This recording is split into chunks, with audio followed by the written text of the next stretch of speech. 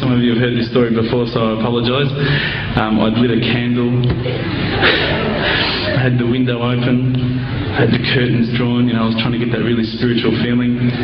It was a nice summer night in Melbourne, as summer as it can get in Melbourne, and I was sitting there thinking, this is it, this is the night. I'd been, investigating all the spiritual proofs, all the scientific proofs about the fact that the mountains are the pegs, about, how the embryo develops inside, the woman, all these amazing proofs, but I still needed that little push.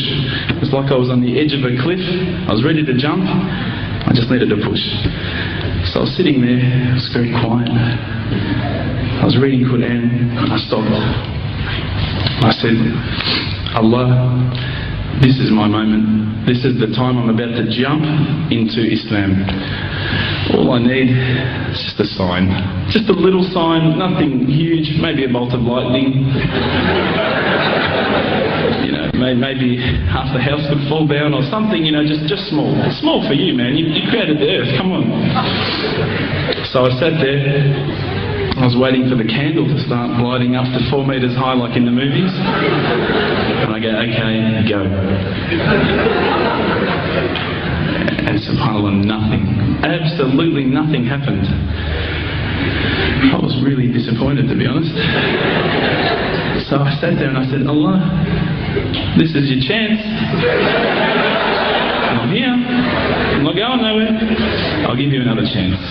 Okay, maybe you're busy. I know it's daytime over the other side of the world. There's a whole lot of stuff going on. Maybe this time it could just be like a car backfiring. Something small. All right, half the house, the candle. Let's forget that. A bird could fart outside. I don't care. Just anything. So I said, okay, go. And subhanAllah, absolutely nothing happened. And I mean, I couldn't have even said, oh, that was it. That creak just then in the wall, that was it. Absolutely nothing happened. I was really disappointed. I was gutted. I was sitting there thinking, this is it, this was my last chance, Islam, and I haven't found it. I pulled back the Quran, I turned back to where I was reading. SubhanAllah, the very next verse on the next page, for those of you who ask for signs, have we not shown you enough already? Look around you, look at the stars, look at the sun, look at water. These are the signs for the people of knowledge. SubhanAllah.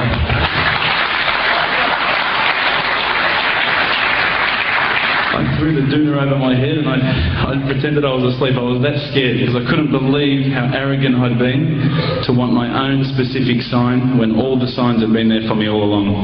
The fact that we have this world, the fact that there is this creation, these are the signs for all of us. The next day I decided this is it, I'm becoming a Muslim. I'd been investigating Islam now for probably about 6 months, to be honest. I went in and I said to myself, this is it, I'm going to make shahada. I had no idea what I had to say, I had no idea what the words were.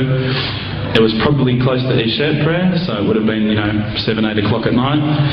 I went in and I couldn't believe it, there was about 1,000 people at the mosque. I thought, subhanAllah, look at this religion. Look at how strong they are. It was the first night of Ramadan.